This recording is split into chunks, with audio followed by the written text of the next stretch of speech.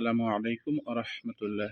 আমার এইখানে প্রায় ১৪ থেকে ১৫ টি মুরগির বাচ্চা দেখতেছেন আর একটা বড় মুরগি দেখতেছেন ফার্মি।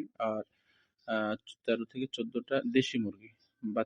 এই বাচ্চাগুলো ছোট দেখেছিলেন, একই মাপের হয়েছে।